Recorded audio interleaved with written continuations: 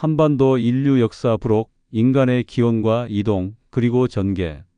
1. 인류의 시작, 아프리카 대륙에서 출발한 여정. 인류의 역사를 거슬러 올라가면 우리는 모두 아프리카 대륙이라는 하나의 출발점으로 돌아갑니다. 현대 인류, 즉 호모 사피엔스 호모 세이피언즈는 약 30만 년 전 아프리카에서 처음 출현했습니다. 그러나 인류의 이야기는 호모 사피엔스가 등장하기 훨씬 이전부터 시작됩니다. 약 700만 년 전 인간과 침팬지의 공통 조상에서 분리된 최초의 호미닌 호미닌 인간 계열 종들이 나타났습니다. 이들 중 가장 잘 알려진 것이 아르디피테쿠스 ARDIPITHECUS입니다. 약 470만 년 전 에티오피아 지역에 살았던 아르디피테쿠스는 나무 위와 땅을 오가며 생활했고 초기 형태의 직립 보행을 시작한 것으로 추정됩니다. 이들의 발견은 인류가 단순히 숲에서 초원으로 내려온 존재라는 기존 이론을 재검토하게 만들었습니다. 이어서 오스트랄로피테쿠스 오스트레일로피서커스 종들이 등장합니다. 약 400만 년에서 200만 년 전 사이에 번성했던 이들은 더욱 발전된 직립 보행 능력을 갖추었고 간단한 돌 도구를 사용했을 가능성이 있습니다. 특히 1974년 에티오피아에서 발견된 루시루시로 알려진 오스트랄로피테쿠스 아파렌시스 AFARENSIS 화석은 약 320만 년 전의 것으로 우리 조상들이 어떻게 두 발로 걸으며 세상을 탐험했는지를 생생하게 보여줍니다. 약 240만 년 전 인류 역사에 중요한 전환점이 찾아옵니다. 호모 하빌리스 호모 HABILIS, 즉 손재주 있는 사람이 등장한 것입니다. 이들은 뇌 용량이 약 60만 700cc로 증가했으며 체계적으로 석기를 제작하기 시작했습니다. 올도완 OLDOWAN 석기 문화로 알려진 이 도구들은 단순하지만 획기적이었습니다. 날카로운 돌날로 고기를 자르고 뼈를 부수어 영양가 높은 골수를 얻을 수 있었기 때문입니다. 호모 에렉투스 호모 ERECTUS는 약 190만 년 전 등장하여 인류사에 혁명을 일으켰습니다. 뇌 용량이 9001cc로 더욱 커졌고 신체 구조는 현대인과 매우 유사해졌습니다. 가장 중요한 성취는 불의 사용이었습니다. 약 100만 년 전부터 체계적으로 불을 다루기 시작한 호모 에렉투스는 음식을 익혀 먹음으로써 영양 섭취 효율을 높였고 추위를 이겨내며 밤에 포식자로부터 안전을 확보했습니다. 불을 중심으로 모인 집단은 사회적 유대를 강화하고 언어의 원형이 될 복잡한 의사소통을 발전시켰을 것으로 추정됩니다.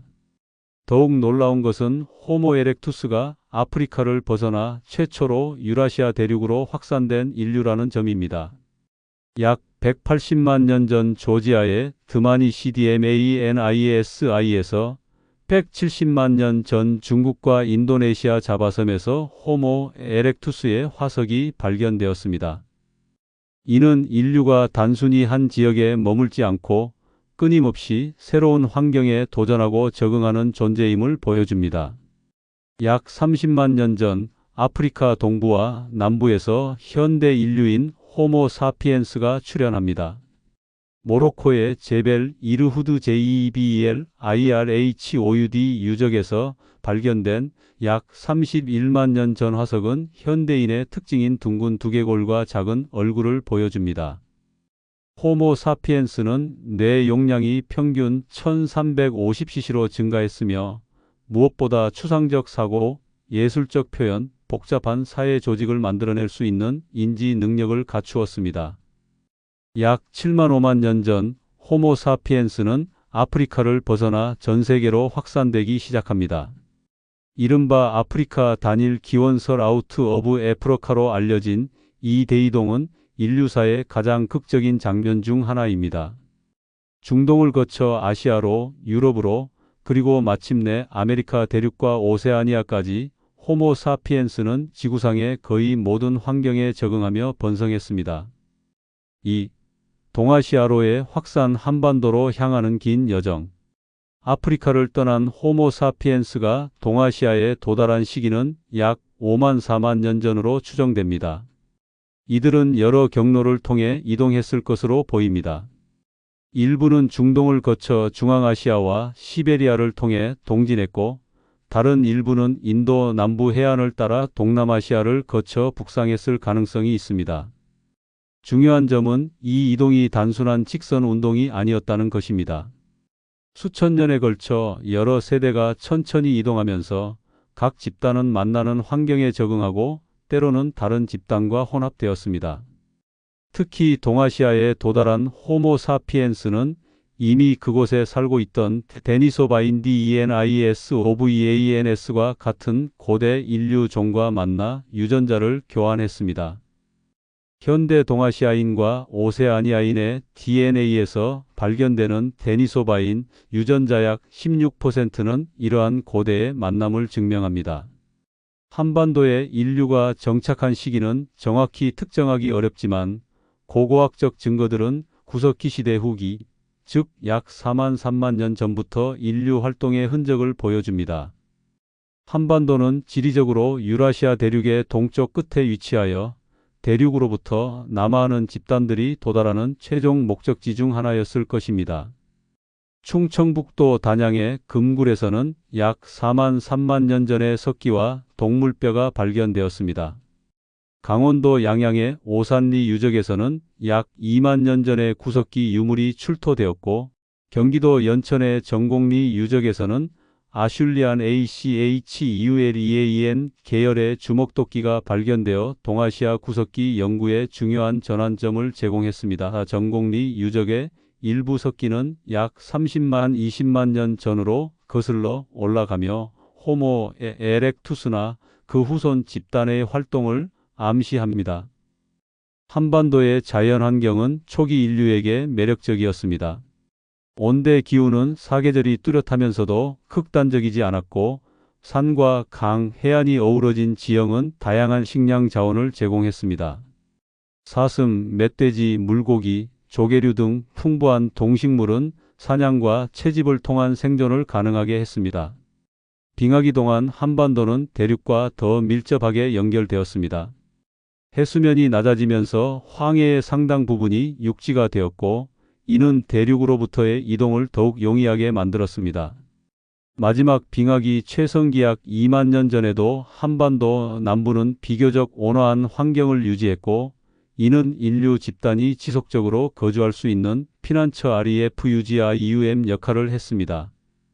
약 1만 2천 년 전 빙하기가 끝나고 기후가 온난해지면서 한반도의 환경은 크게 변화했습니다.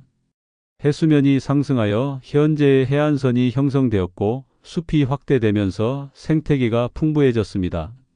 이 시기를 중석기 시대라고 부르며 한반도 전역에서 작은 석기 새석기를 사용한 흔적이 발견됩니다. 약 8천년 전부터는 신석기 시대가 시작됩니다. 빗살무늬토기로 대표되는 이 시기 사람들은 정착 생활을 시작했고, 해안과 강가의 집단 취락을 형성했습니다. 부산 동삼동, 서울 암사동, 양양 오산리 등의 유적에서는 수십 수백 명 규모의 공동체가 살았던 흔적이 발견됩니다. 이들은 여전히 사냥과 채집에 의존했지만 어로 활동이 크게 증가했고, 초기 형태의 농경도 시작되었을 것으로 추정됩니다. 3.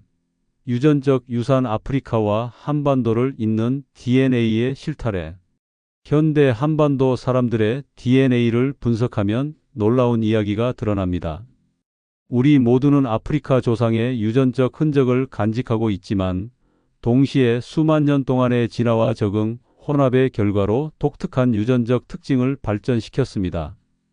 미토콘드리아 DNA 마운트 DNA 연구는 목의 혈통을 추적하는 강력한 도구입니다. 전 세계 인류의 마운트 DNA를 분석하면 모든 현대인이 약 15만 20만 년 전 아프리카에 살았던 한 여성, 이른바 미토콘드리아 이브의 후손임을 알 수 있습니다. 동아시아인, 특히 한국인에게서 흔히 발견되는 마운트 DNA 하플로그룹은 D, M, N, A, B, F 등입니다.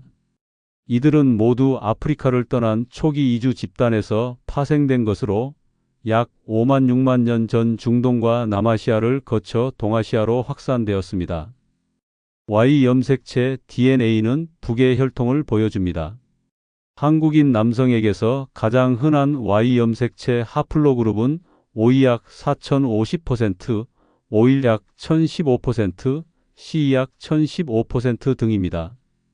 하플로그룹 O는 동아시아와 동남아시아에서 우세한 계열로 약 3만 2만 년 전 동아시아에서 확산되기 시작했습니다. 하플로그룹 C는 시베리아와 몽골, 그리고 아메리카 원주민과 연결되는 계열로 북방으로부터의 유전적 유입을 반영합니다. 현대 유전 체학 지노믹스 연구는 더욱 세밀한 그림을 제공합니다. 한국인의 전체 유전체를 분석하면 약 9,698%는 동아시아인 특유의 유전적 구성을 보이며 이는 중국 북부, 몽골, 일본 등 주변 지역 집단과 밀접한 관계를 나타냅니다. 동시에 약 12%는 데니소바인 유전자를 포함하고 있으며 이는 고대 동아시아에서 호모 사피엔스와 데니소바인의 교배가 있었음을 증명합니다. 흥미롭게도 한국인에게서는 네안데르탈 인니엔더솔 DNA가 약 12% 검출됩니다. 네안데르탈인은 주로 유럽과 서아시아에 살았지만 현대 비아프리카인 모두는 약 5만 6만 년 전 중동 지역에서 호모 사피엔스와 네안데르탈인이 만났을 때 유전자를 교환했습니다. 이 고대 유전자 중 일부는 면역체계, 피부색, 혈액형 등에 영향을 미치며 우리가 새로운 환경에 적응하는 데 도움을 주었을 것으로 추정됩니다. 유전적 적응도 중요한 주제입니다. 한국인을 포함한 동아시아인은 EDAR 유전자의 특정 변이 B370R을 높은 빈도로 보유합니다. 이 변이는 두꺼운 모발, 작은 유치, 발달한 땀샘 등의 특징과 관련이 있으며 약 3만 년 전 동아시아에서 양성 선택 파저티브 셀렉션을 받은 것으로 보입니다. 또한 락타아제 지속성 렉테이스 퍼시스턴스 유전자 빈도가 낮은 것은 역사적으로 유제품 섭취가 적었던 동아시아 식생활을 반영합니다. 중요한 점은 현대 한국인의 유전적 구성이 단일하고 고정된 것이 아니라는 것입니다. 신석기 시대, 청동기 시대, 철기 시대를 거치며 대륙으로부터 여러 차례 이주와 혼합이 있었고 이는 유전적 다양성을 증가시켰습니다. 특히 청동기 시대 약 3~5천이 800년 전에는 요하 문명 지역으로부터 대규모 인구 이동이 있었고 이는 현대 한국인의 주요 유전적 기반을 형성했습니다. 따라서 현대 한국인은 아프리카 기원 동아시아 적응 고대 인류 혼합 역사적 이주의 복합적 결과물입니다. 우리는 30만 년 아프리카 조상의 후손이지만 동시에 수만 년 동안 한반도와 동아시아에서 진화하고 적응한 독특한 집단입니다. 4. 인간 이전의 세계 생명의 연속성. 인간 이전에 무엇이 있었는가? 라는 질문은 깊은 성찰을 요구합니다. 현대 인류가 등장하기 전 지구는 결코 빈 공간이 아니었습니다. 오히려 풍부하고 복잡한 생명의 테피스트리로 가득했습니다. 약 6,600만 년 전 공룡이 멸종한 후 포유류가 급격히 다양화하기 시작했습니다. 약 5,500만 년 전 영장류 프라이메이츠가 출현했고 이들은 나무 위 생활에 적응하며 입체 시 손의 정밀한 움직임, 큰 뇌 등을 발전시켰습니다. 약 2,500만 년 전에는 유인원 에이프스이 등장했고 약 700만 년 전 인간 계열이 침팬지 계열과 분리되었습니다. 이 긴 진화 과정에서 인간 다음의 씨앗은 이미 싹트고 있었습니다. 침팬지와 보노보는 복잡한 사회 구조를 가지고 있으며 도구를 사용하고 감정을 표현하고 심지어 원시적 형태의 문화를 전승합니다. 침팬지는 나뭇가지로 흰 개미를 잡고 돌로 견과류를 깨며 집단 사냥을 조직합니다. 보노보는 평화적 갈등 해결과 연대를 보여줍니다. 고릴라는 강력한 가족 유대를 형성하고 오랑우탄은 놀라운 문제 해결 능력과 장기 기억을 보여줍니다. 이러한 특징들은 인간의 사회성, 지능, 협력의 진화적 기반입니다. 즉, 인간다움은 갑자기 나타난 것이 아니라 수백만 년에 걸쳐 점진적으로 진화한 것입니다. 또한 인간 계열 내에서도 여러 종이 공존했습니다. 호모 에렉투스, 호모 하이델베르겐시스, 네안데르탈인, 데니소바인, 호모 플로레시엔시스 일명 호빗 등은 모두 고유한 문화와 기술을 가진 지적 존재였습니다. 네안데르탈인은 복잡한 석기를 만들고 불을 사용하고 죽은 자를 매장하고 심지어 동굴 벽화를 그렸을 가능성이 있습니다. 데니소바인은 혹독한 고산 환경에 적응했고 그들의 유전자는 현대 티베트인이 고산에서 살아가는 능력에 기여합니다. 생태학적 관점에서 보면 호모 사피엔스의 등장은 생명의 연속성 속 한 장면입니다. 우리는 35억 년 생명 역사의 최신 분기이며 수억 년에 걸친 진화에 누적된 결과입니다. 우리의 뇌는 파충류의 뇌간, 포유류의 변연계, 영장류의 심피질이 층층이 쌓인 구조입니다. 우리의 DNA에는 고대 바이러스의 흔적, 박테리아와의 공생 역사, 수억 년 전 물고기 조상의 유전자가 남아 있습니다. 따라서 인간 이전이라는 개념은 오해의 소지가 있습니다. 더 정확하게는 호모 사피엔스 이전이며 그 시대에도 지적이고 사회적이며 적응력 있는 생명체들이 존재했습니다. 인간은 생명의 역사에서 고립된 기적이 아니라 깊은 뿌리와 광범위한 연결망을 가진 존재입니다. 5. 인간다움의 본질종의 경계를 넘어 인간다움을 정의하는 것은 철학적, 과학적으로 복잡한 과제입니다. 단순히 호모 사피엔스라는 종에 속하는 것만으로 인간다움을 정의할 수 있을까요? 아니면 행동, 지능, 의식과 같은 특성이 더 본질적일까요? 현대 과학과 철학은 후자에 무게를 둡니다. 인간다움의 핵심 특징으로는 다음을 들 수 있습니다. 1. 상징적 사고와 언어 추상적 개념을 상징으로 표현하고 복잡한 문법을 가진 언어로 의사소통하는 능력. 이는 지식의 축적과 세대 간 전승을 가능하게 합니다. 2. 도구 제작과 기술 단순히 도구를 사용하는 것이 아니라 미래를 예측하여 도구를 설계하고 제작하는 능력. 도구는 우리 몸의 연장이자 환경을 변형하는 수단입니다. 3. 사회적 협력과 문화 혈연을 넘어 대규모 집단을 조직하고 규범과 가치를 공유하며 문화적 전통을 창조하고 전승하는 능력. 4. 자기 인식과 성찰 자신의 존재를 인식하고 과거를 기억하며 미래를 상상하고 도덕적 판단을 내리는 능력. 5. 예술과 창조성 실용적 목적을 넘어 아름다움, 의미, 초월을 추구하는 능력. 동굴 벽화, 조각, 음악, 이야기는 인간 의식의 깊이를 보여줍니다. 이러한 특징들은 호모 사피엔스에게서 가장 발달했지만 그 씨앗은 이미 다른 종들에게도 존재합니다. 네안데르탈인은 매장 의식을 행했고 호모 에렉투스는 대칭적 주먹도끼를 만들었으며 침팬지는 도구를 사용하고 문화를 전승합니다. 행동 현대성 비헤이비어럴 마더너티라는 개념은 유용합니다. 이는 약 7만 5만 년 전 아프리카에서 호모 사피엔스가 보인 혁신적 행동의 패키지를 의미합니다. 정교한 석기, 뼈와 뿔 도구, 개인 장신구, 동굴 벽화, 장거리 교역, 복잡한 사냥 전략 등. 이러한 행동은 현대 인류와 구별되지 않는 인지 능력을 보여줍니다. 그러나 이것이 갑작스런 혁명이었는지 아니면 점진적 진화였는지는 논쟁 중입니다. 최근 발견들은 네안데르탈인도 유사한 행동을 보였음을 시사합니다. 스페인의 엘 카스티오 동굴 벽화는 약 4만 년 전의 것으로 네안데르탈인이 그렸을 가능성이 있습니다. 따라서 인간다움은 이분법적 경계가 아니라 연속선 스펙트럼 위에 있습니다. 호모 사피엔스는 이 연속선의 한쪽 끝을 차지하지만 다른 종들도 그 선 위에 위치합니다. 인간다움은 단일 특성이 아니라 여러 능력의 복합체이며 진화 과정에서 점진적으로 발달했습니다. 윤리적 함의도 중요합니다. 만약 네안데르탈인이나 다른 고대 인류가 살아있다면 우리는 그들을 어떻게 대해야 할까요?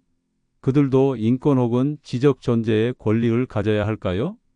이러한 질문은 우리가 인간다움을 정의하는 방식의 중요성을 보여줍니다. 6. 결론 한반도 인류사의 시야를 넓히며 한반도 인류의 역사를 탐구하는 것은 단순히 한 지역의 과거를 조명하는 작업이 아닙니다. 그것은 인류 전체의 여정, 생명의 연속성, 인간다움의 본질이라는 거대한 서사의 한 장을 펼치는 일입니다. 우리는 다음과 같은 핵심 통찰을 얻습니다. 1. 공통의 기원 한반도 사람들을 포함한 모든 현대 인류는 약 30만 년 전 아프리카에서 출현한 호모 사피엔스의 후손입니다. 우리의 유전적 뿌리는 하나이며 이는 인류의 근본적 동질성을 보여줍니다. 2. 진화적 분화 동시에 수만 년 동안 다양한 환경에 적응하며 지역적 변,